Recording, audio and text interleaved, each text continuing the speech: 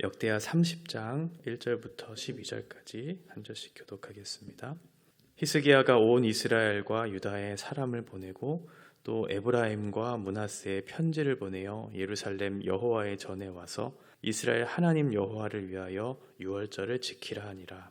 왕이 방백들과 예루살렘 온 회중과 더불어 의논하고 둘째 달에 유월절을 지키려 하였으니 이는 성결하게 한 제사장들이 부족하고 백성도 예루살렘에 모이지 못하였으므로 그 정한 때에 지킬 수 없었음이라. 왕과 온 회중이 이 일을 좋게 여기고 드디어 왕이 명령을 내려 브엘세바에서부터 단까지 온 이스라엘에 공포하여 일제히 예루살렘으로 와서 이스라엘 하나님 여호와의 유월절 지키라 하니 이는 기록한 규례대로 오랫동안 지키지 못하였음이더라.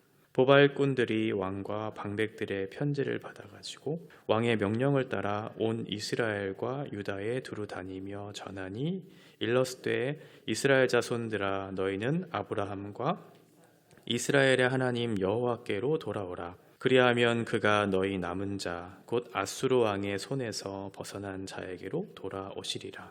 너희 조상들과 너희 형제같이 하지 말라. 그들은 그의 조상들의 하나님 여호와께 범죄하였으므로 여호와께서 멸망하도록 버려두신 것을 너희가 똑똑히 보는 바니라. 그런즉 너희 조상들같이 목을 곧게 하지 말고 여호와께 돌아와 영원히 거룩하게 하신 전에 들어가서 너희 하나님 여호와를 섬겨 그의 진노가 너희에게서 떠나게 하라.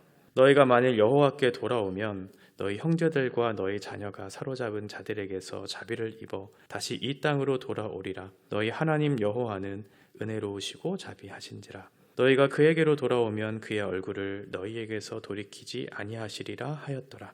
보발꾼이 에브라임과 므낫세 지방 각 성읍으로 두루 다녀서 스불론까지 이르렀으나 사람들이 그들을 조롱하며 비웃었더라.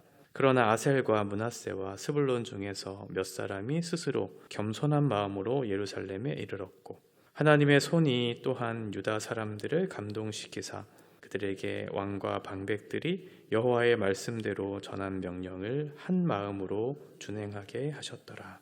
아멘.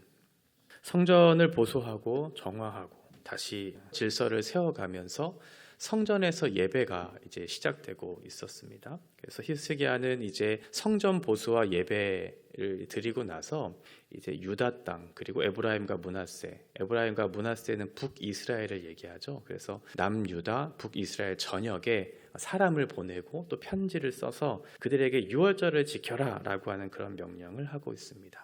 유월절은 유대력으로 1월 14일에 절기를 지켜 행하죠. 그런데 우리가 그저께부터 계속 보았던 것처럼 지금 히스기야는 왕이 되고 나서 첫째 달 첫날부터 성전을 이제 청결하게 하는 일들을 시작을 했습니다. 그래서 8일 동안 낭실과 뜰에 있는 더러운 것들을 제거하고 또 8일 동안 성소 안에 있었던 더러운 것들을 제거하는 총 16일 동안의 성전을 청결하게 하는 그런 일들을 했었고요. 그리고 우리가 어제 보았던 것처럼 이제 그 성전을 깨끗하게 하고 나서 이제 하나님 앞에 제사를 드리면서 속죄제와 번제 그리고 화목제로 하나님 앞에 올려드리는 일들을 하는 것을 살펴봤습니다.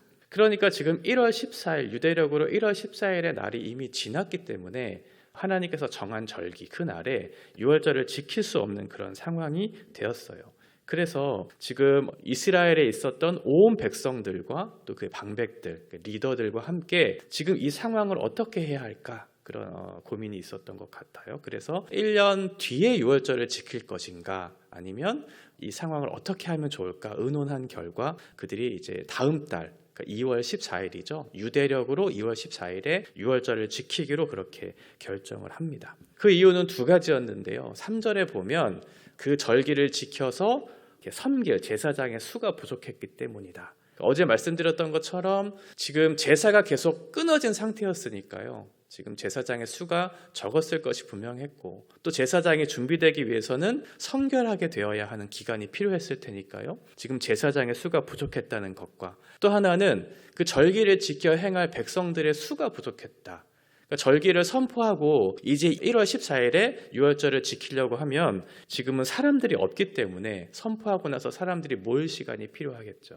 두 가지의 이유로 인해서 지금 유월절을 한 달 미루는 것이 좋겠다 이렇게 얘기를 한 것입니다. 물론 하나님께서 이렇게 규정해 놓으신 그 날짜 1월 14일에 유월절 절기를 지키는 것이 가장 좋지만, 그러나 절기와 예배를 드릴 때 그 규정을 지키지 못할 그런 불가피한 상황에 처하게 되면 이것들을 다르게 바꾸어서 그 절기를 지킬 수도 있다, 이렇게 해석을 하는 게 좋겠죠. 율법의 의미가 잘 부여된다면 그 절기나 예배를 지킬 때 꼭 그 날에 하지 않아도 그것을 지킬 수 있다. 우리가 말씀을 해석할 때도 마찬가지잖아요. 그리고 말씀을 적용할 때도 마찬가지로 우리가 시대적인 상황, 당시의 문화에 따라서 성경에 쓰여진 당시의 성경의 바른 해석을 통해서 오늘날 살아가고 있는 오늘의 현실, 그 상황, 그 사람에 맞게 그 말씀을 적용할 수 있는 것처럼 지금 유월절 절기도 그렇게 히스기야 왕과 또 백성들과 방백들이 의논하고 나서 그렇게 절기를 지켰다고 우리가 보면 되겠습니다. 이렇게 이스라엘 백성들이 1년에 총 3번 예루살렘에 올라가서 절기를 지켜야 되는 그런 의무가 있었죠. 그런데 지금 남북이 이렇게 분열되고 나서 북이스라엘의 초대 왕이었던 여로보암이 그런 유월절이라든지 아니면 초막절이라든지 어떤 절기를 지켜서 북이스라엘에 있었던 사람이 남유다의 예루살렘 성전으로 그렇게 올라가는 그런 일들을 보면서 불안했던, 그래서 그 장소를 바꾸었던, 또 절기의 날짜를 바꾸었던 과거의 역사가 있었죠.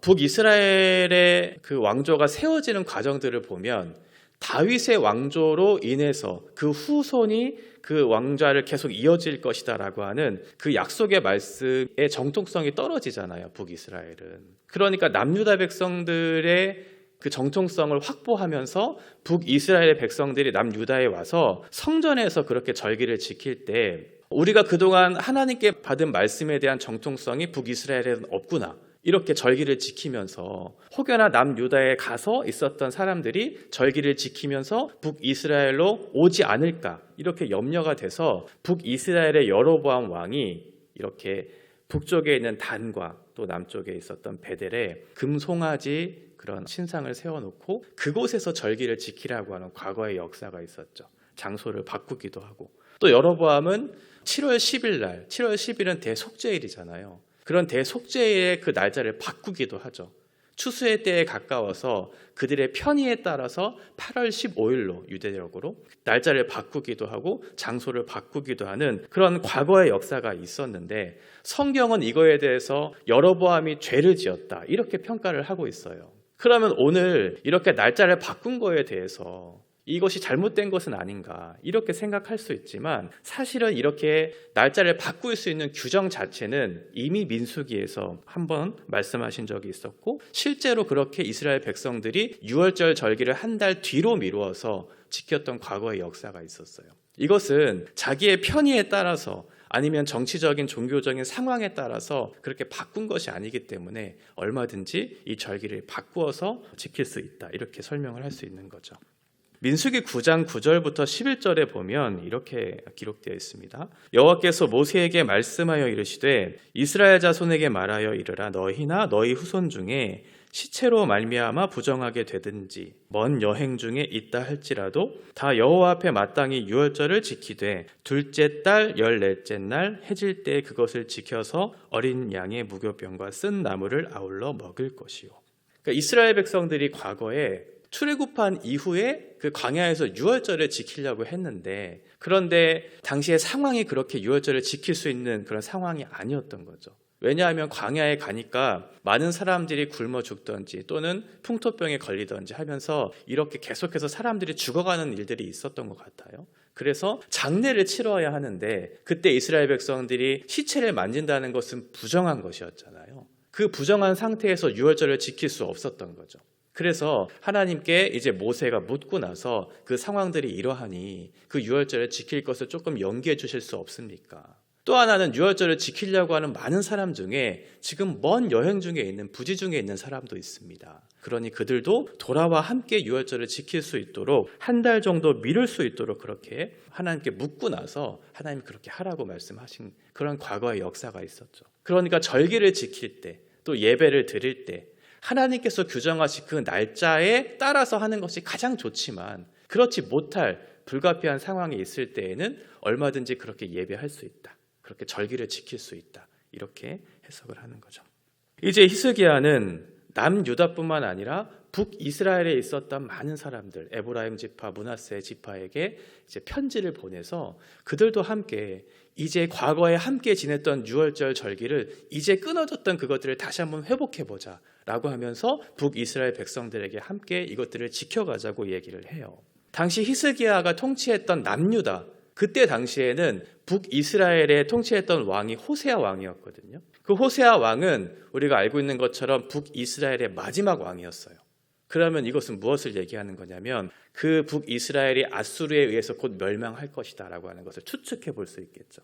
그리고 실제로 히스기야가 이 성전을 보수하고 또 예배를 드리고 다시 한번 유월절을 지키자라고 했을 그 당시에 북이스라엘은 이름이 아수르에 의해서 망한 상태였어요. 그러니까 북이스라엘은 지금 왕이 없는 상태고 무너진 멸망 가운데 포로로 잡혀가는 상황 속에서 지금 히스기야가 얘기한 거죠. 함께 유월절을 지키자. 너희가 유월절을 지키지 않았기 때문에 아수르의 멸망을 당했던 것이고 지금 포로된 현실을 너희가 살고 있다라고 하면서 너희가 여호와께로 돌아온다면 다시 그 절기를 지켜 여호와의 진노를 끊을 수만 있다면 다시 너희의 가족들이 이 땅에 돌아와 함께 예배할 수 있게 될 것이라고 지금 히스기야가 얘기하는 거죠. 그게 6절과 9절의 말씀인데요. 6절에 보면 여호와께로 돌아오라. 그리하면 그가 너희 남은 자 곧 아수르 왕의 손에서 벗어난 자에게로 돌아오시리라. 9절에도 보면 여호와께 돌아오면 너희 형제들과 너희 자녀가 사로잡은 자들에게서 자비를 입어 다시 이 땅으로 돌아오리라. 너희 하나님 여호와는 은혜로우시고 자비하신지라. 너희가 그에게로 돌아오면 그의 얼굴을 너희에게서 돌이키지 아니하시리라. 범죄로 인해서 지금 포로된 너희의 조상들의 과거, 그것들을 너희가 이미 보지 않았느냐? 이미 너희가 그것들을 보았고 지금 이렇게 고통스러운 현실을 당하는 이유는 너희가 하나님을 버리고 우상을 숭배하면서 하나님의 진노를 당하고 있는 그 결과다라는 것을 지금 히스기야가 얘기하고 있는 거죠. 너희가 그것을 똑똑히 보았다. 그러니 너희는 목을 더 이상 곧게 하지 말고 교만하지 말고 하나님 앞에 돌아와서 여호와를 섬겨 그 진노를 그치게 하라. 너희가 만약 하나님을 섬기면 하나님은 은혜로우시고 자비로우셔서 너희의 그 고통스러운 현실들을 바꾸어내시고 돌아오게 하셔서 포로된 자에게 자유를 주실 것이고 다시 한번 여호와를 섬길 수 있는 기회를 줄 것이니 그러니 돌아오라고 말씀하시는 거죠. 이것이 우리의 소망이에요. 우리의 어떤 자격이나 조건에 근거해서 하나님 앞에 나아가는 것이 아니고 우리는 비록 죄를 지었고 하나님 앞에 불순종했고 하나님의 진노의 심판 가운데 있는 존재이지만 하나님은 은혜롭고 자비로우셔서 그 노하기를 더디하시고 그 인자와 긍휼을 베푸시기 좋아하시는 하나님이 계시기 때문에 우리가 언제든지 돌아만 간다면 하나님은 우리를 받아주실 것이라고. 그러니 너희도 함께 이 유월절 절기를 지키자. 이렇게 얘기하는 거죠. 이런 어려운 상황 속에서 자신이 죄에 의해서 심판받을 수 없는 그런 상황 속에서 이런 히스기야를 통해서 또 선지자들을 통해서 많은 사람들을 통해서 하나님께로 돌아오자고 하는 그 복음의 내용이 선포되면 언제나 두 가지의 반응이 나타나요. 지금도 그렇고 예수님 때도 그랬고 지금 히스기야 때도 마찬가지죠. 돌아오라, 우리가 함께 유월절을 지키자라고 했는데 근데 그 말씀을 듣고도 여전히 목이 곧아서 자기의 마음에 교만함이 있어서 하나님 앞에 돌아오지 못하고 교만하게 하나님을 조롱하면서 비웃었던 그런 많은 사람들이 있죠. 그런 조롱과 비웃음 속에서도 하나님께로 돌아오는 많은 사람들이 있었어요. 바알에게 무릎 꿇지 않았던 7,000명의 사람이 있었고 기드온과 함께했던 300명의 용사가 있었잖아요. 앞이 보이지 않는 현실, 언제든지 패배할 수 있는 조건, 그 상황 속에서도 믿음을 가지고 하나님 앞에 나왔던 신실한 그런 사람들이 있었어요. 그런 사람들을 통해서 하나님의 나라를 세워 가시는 거죠. 예수 그리스도를 따르는 소수의 제자 무리들, 이 사람들을 통해서 교회가 세워졌고 지금의 교회도 마찬가지로 보이지 않는 곳에서 신실하게 주님을 붙들고 믿음으로 살아가는 그런 사람들을 통해서 하나님 앞에서 살아가는 그런 사람들을 통해서 당신의 나라를 세워가세요. 그 사람이 어떤 사람들인가? 11절에 보면 북이스라엘의 스스로 겸손한 마음을 가진 사람들 이렇게 되어 있어요. 이 해석을 보면 조금 오해할 수 있는 부분인데 스스로 내가 겸손한 마음을 가졌다 이렇게 생각할 수 있잖아요. 그런데 원문을 보면 스스로라고 하는 그런 단어가 없어요. 이건 니팔형이라고 해서 수동태거든요. 그러니까 하나님께서 그들의 마음을 겸손하게 하신 거예요. 우리가 스스로 마음을 겸비하게 했기 때문에 그렇게 하나님께로 돌아갈 수 있게 된 것이 아니고 하나님께서 우리를 마음을 겸비하게 하셨다. 겸손하게 하셨다. 두 번째 사람은 12절에 있는 사람들이죠. 하나님께서 감동시켜 주신 사람. 그러니까 하나님께서 마음을 겸손하게 해주시고 그 마음을 감동시켜준 그 사람이 하나님의 말씀에 준행하게 되었다. 이렇게 표현하고 있는 거죠. 이런 사람들을 통해서 하나님의 나라를 세워가는 거예요. 이 유월절 절기는 하나님을 떠난 백성들이 하나님께로 돌아오는 그런 상징적인 사건을 얘기하고 있거든요. 이 사람들은 포로된 자였어요.